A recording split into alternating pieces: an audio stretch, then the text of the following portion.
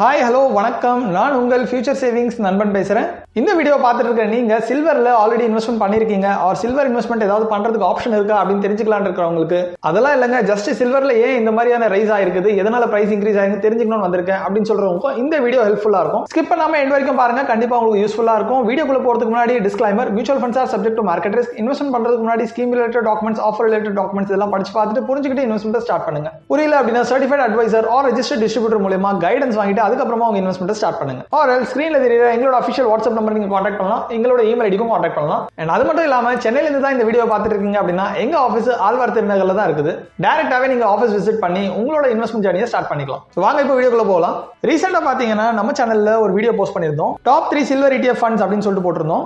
அதுல 5 lakh லம்சமா invest பண்ணவருக்கு 3 வருஷம் முன்னாடி இப்போதைக்கு பாத்தீங்கன்னா 10 லட்சத்துக்கு மேல ரிட்டர்ன்ஸ் கிடைச்சிருக்கு மாதிரி சொல்லியிருந்தோம். ஆனா அந்த சேம் இன்வெஸ்ட்மெண்ட் வேல்யூ அந்த returns value last 3-4 months invest பண்ணவங்களுக்கே கிடைச்சிருச்சு. சரி, அப்படி என்ன இந்த மாதிரி பிரைஸ் இன்க்ரீஸ் ஆயிருக்குன்னு பார்த்தா 17 October 2024 நீங்க பிரைஸ் பாத்தீங்க அப்படின்னா சில்வர் 1 கிராம் வந்து 103 ரூபா இருந்ததுங்க. இதுல நீங்க பாத்தீங்கன்னா தெரியும். அது அப்படியே கட் பண்ணி 17th July 2025 ஒரு 4 மாசம் 3 மாசம் முன்னாடி பாத்தீங்கன்னா 124 இன்க்ரீஸ் ஆயிருக்கு. அதாவது 103ல இருந்து 124 கிட்டத்தட்ட 20 ரூபா 21 ரூபா இன்க்ரீஸ் ஆயிருக்கு. இதுவே ஆக்சுவலா நல்ல ரிட்டர்ன்ஸ் தான். ஆனா இதுக்கப்புறம் பாப்பீங்க பாருங்க 2025 15th October இந்த மாசம் பாத்தீங்க அப்படின்னா 207க்கு இது டச் பண்ணிச்சுங்க. சோ எக்ஸாக்ட்டா சொல்லணும்னா லாஸ்ட் இயர் அக்டோபர்ல 103 ரூபா இருந்த பிரைஸ் பர் கிராம் சில்வர் இப்போ பாத்தீங்கன்னா 207 ரூபாய்க்கு டச் பண்ணிருக்கு.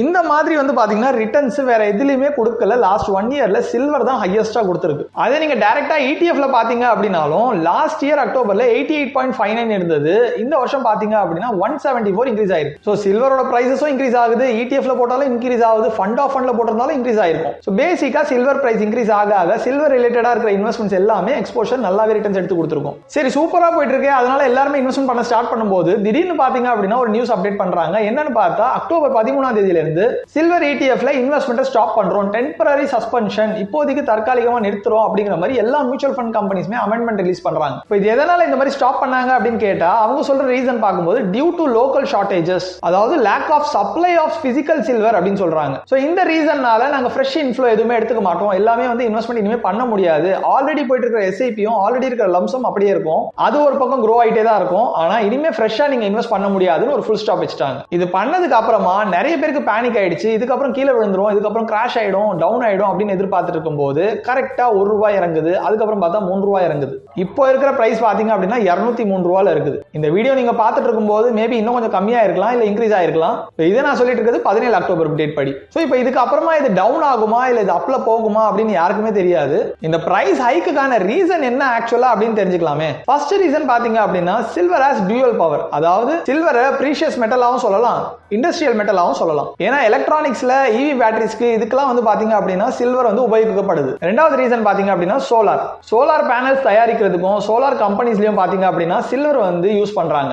கம்ப்ளீட் வேர்ல்டே வந்து பாத்தீங்க அப்படின்னா ரினியூவபிள் எனர்ஜி சோலார்ல போயிட்டீங்க அப்படின்னா இன்க்ரீஸ் ஆயிட்டே தான் போறாங்க. சோலார்ல தான் வந்து ட்ரெண்ட் ஆயிட்டே போறாங்க. சோ சோலாரும் ஒன் ஆஃப் த ரீசன் சில்வரோட பிரைஸ் ஹைக் ஆகிறதுக்கு.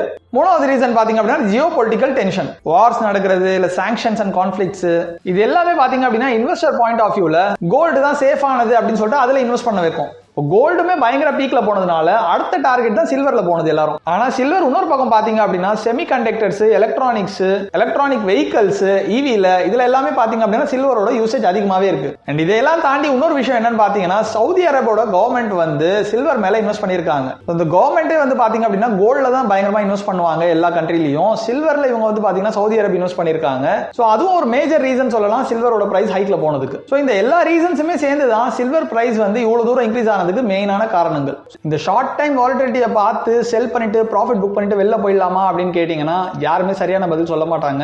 ஏன்னா முன்னாடி ஹிஸ்டாரிக்கலா நடந்த விஷயங்கள் எல்லாமே வந்து பாத்தீங்கன்னா அந்த டைம்ல இந்த மாதிரி செமிகண்டக்டர்ஸ்க்கோ எலக்ட்ரானிக்ஸ்க்கோ EVக்கோ யாருமே யூஸ் பண்ணதில்லை. ஆனா இப்போ இருக்கிற சினாரியோ பாத்தீங்க அப்படின்னா எல்லாருமே இது யூஸ் பண்ண ஆரம்பிச்சிட்டாங்க, இண்டஸ்ட்ரியல் மெட்டலா ஆயிடுச்சு. ஸோ அது ஒரு மேஜர் ரீசன் இந்த மாதிரி வந்து பழைய மாதிரி எதுவும் வந்து பெரிய டிராபேக் ஆகாம கொஞ்சம் ஸ்டேபிளா இருக்கும்னு சொல்றதுக்கு. ஸோ என்னோட சஜஷன் உங்களோட ஓவரால் போர்ட்ஃபோலியோல ஒரு சின்ன போர்ஷன் 50% வச்சிருக்கீங்க அப்படின்னா நீங்க பேனிக் ஆக வேண்டாம், அப்படியே கண்டினியூ பண்ணலாம். இல்ல 100% நான் சில்வர்ல மட்டும் தான் இன்வெஸ்ட் பண்ணிருக்கேன் அப்படின்னா ப்ராஃபிட் பார்ஷியலா புக் பண்ணி கூட நீங்க எடுத்துட்டு வெளில வந்துடலாம். இல்ல எனக்கு நீடே சுத்தமா இல்ல, நான் அடுத்த 10 வருஷத்துக்கு நான் டச் பண்ண போறது இல்ல, ஒரு 7-8 வருஷத்துக்கு டச் பண்ண போறது இல்ல அப்படின்னா நீங்க பயப்படவே வேண்டாம், அப்படியே விட்டுறலாம். ஏன்னா இது டவுன் ஆகுது அப்படிங்கிற பட்சத்துல டவுன்லயே இருக்க போறது இல்ல, ஒரு பாயிண்ட் ஆஃப் டைம்ல ஆட்டோமேட்டிக்கா அது ரெக்கவர் ஆயிட்டு பவுன்ஸ் பேக் ஆக தான் போகுது. சோ அதனால இந்த ஷார்ட் டைம் டவுன்ஃபால்னால பேனிக் ஆயிட்டு மொத்தமா வித்ட்ரா பண்ணிட்டு வெளிலாம் போகணும்னு அவசியம் கிடையாது. ஏன்னா வெளில போறதுனால உங்களுக்கு கேபிட்டல் கெயின் டாக்ஸேஷன் அஃபெக்ட் ஆகும், அது இப்போ அஃபெக்ட் ஆகும், ஃபியூச்சர்ல நீங்க எடுத்தாலும் டாக்ஸேஷன் கண்டிப்பா இருக்க தான் போகுது ப்ராஃபிட்ல. அண்ட் உங்க போர்ட்ஃபோலியோல இது ஒண்ணு மட்டும் தான் டிபெண்ட் பண்ணிருக்கீங்க அப்படின்னா கூட நீங்க யோசிக்கலாம். சோ இது எல்லாமே வந்து டிஸ்கஸ் பண்ணிட்டு உங்க அட்வைசர் கிட்ட பேசிட்டு அதுக்கப்புறமா கால் எடுங்க. அண்ட் இன்னொரு பக்கம் பாத்தீங்க அப்படின்னா சென்செக்ஸ் நம்பர்ஸ் வந்து லாஸ்ட் 3-4 டேஸா நல்லா இன்க்ரீஸ் ஆயிட்டே வருது. லாஸ்ட் இயர் செப்டம்பர்ல ஹையஸ்ட் போனதே வந்து பாத்தீங்கன்னா 85,000 சம்திங், அரௌண்ட் 86,000 சென்செக்ஸ் கிட்ட போச்சு. இந்த சென்செக்ஸ் வந்து பாத்தீங்கன்னா இப்போ 83,000 கிட்ட வந்துருச்சு, ஆல்மோஸ்ட் 84 கிட்ட வந்துருச்சு. இன்னும் ஒரு 2000 பாயிண்ட் வந்துச்சு அப்படின்னா ஆல் டைம் ஹையை மறுபடியும் கிராஸ் பண்ற ஸ்டேஜுக்கு வந்துரும். சோ அப்படி வந்தவொடனே ஆட்டோமேட்டிக்கா எல்லாரோட ஃபோக்கஸும் ஷேர் மார்க்கெட் பக்கம் திரும்பிடும். சோ உங்களோட போர்ட்ஃபோலியோல ஸ்டாக்ஸ் ஓரியன்டட் ஃபண்ட்ஸும் இருக்குது, சில்வர் அண்ட் கோல்டும் இருக்குது அப்படின்னா நீங்க தயங்கவே வேண்டாம், தாராளமா அதை கண்டினியூ பண்ணலாம். அண்ட் இது எல்லாமே பாத்தீங்க அப்படின்னா கம்ப்ளீட்டா உங்களோட போர்ட்ஃபோலியோ உங்க ரெக்வயர்மெண்ட்டுக்கு ஏற்ற மாதிரி நீங்க டிசைன் பண்ணி அலோகேஷன் பண்ணியிருந்தா மட்டும்தான் இது எல்லாமே சூட் ஆகும். சோ லாஸ்டா சமரைஸ் பண்ணோம் அப்படின்னா சில்வரோட இந்த சேஞ்சஸ், இந்த ஹைக்கை வந்து யாருமே வந்து எக்ஸைட்டும் ஆக வேண்டாம், பேனிக்கும் ஆக வேண்டாம் கீழே போகுது அப்படின்னு சொல்லிட்டு. ஏன்னா எப்படி போகும் அப்படின்னு சொல்லிட்டு யாராலையுமே சொல்ல முடியாது. லாங் டர்ம்க்கு ஹோல்ட் பண்றவங்களுக்கு பிரச்சனை இல்லை, ஷார்ட் டர்ம்ல நான் ப்ராஃபிட் புக் பண்ணி வெளில வரணும் அப்படின்னு நினைக்கிறவங்களுக்கு இது யோசிச்சு நீங்க கால் எடுக்கலாம். அது தவிர இதுக்கப்புறம் நான் மியூச்சுவல் ஃபண்ட் இன்வெஸ்ட்மெண்ட் ஸ்டார்ட் பண்ண போறேன், இதுல ஆல்ரெடி இருக்கிற இன்வெஸ்ட்மெண்ட் எனக்கு ரிவ்யூ பண்ணணும், அந்த மாதிரியான டவுட்ஸ் இருக்கிறவங்க எங்களை நீங்க கான்டாக்ட் பண்ணலாம். எங்க அஃபிஷியல் வாட்ஸ்அப் நம்பர் ஸ்கிரீன்ல தெரியும், ஆர் எங்களோட இமெயில் ஐடிக்கு நீங்க இன்ஃபர்மேஷன் அனுப்பலாம். உங்க ரெக்வயர்மெண்ட்டுக்கு ஏற்ற மாதிரி எந்த மாதிரி இன்வெஸ்ட்மெண்ட் பண்ணா கரெக்டா இருக்கும் அப்படின்னு கைட் பண்ணி எங்க மூலமா இன்வெஸ்ட்மெண்ட் ஸ்டார்ட் பண்றதுக்கு ஹெல்ப் பண்றோம். வீடியோ பிடிச்சிருந்தா லைக் பண்ணுங்க, உங்க ஃப்ரெண்ட்ஸ் அண்ட் ரிலேட்டிவ்ஸ் ஷேர் பண்ணுங்க, கண்டிப்பா உங்களுக்கு யூஸ்ஃபுல்லா இருக்கும். மறக்காம சேனலை சப்ஸ்கிரைப் பண்ணி வச்சுக்கோங்க, கூடவே பெல் ஐகான் கிளிக் பண்ணி ஆல் செலக்ட் பண்ணி வச்சுக்கோங்க. சோ தட் நாங்க அப்லோட் பண்ற எல்லா வீடியோஸோட நோட்டிஃபிகேஷன் கிடைச்சிட்டே இருக்கும். அடுத்த ஒரு இன்ஃபர்மேட்டிவ் வீடியோல சந்திக்கிறேன். அது வரைக்கும் thank you so much, bye bye.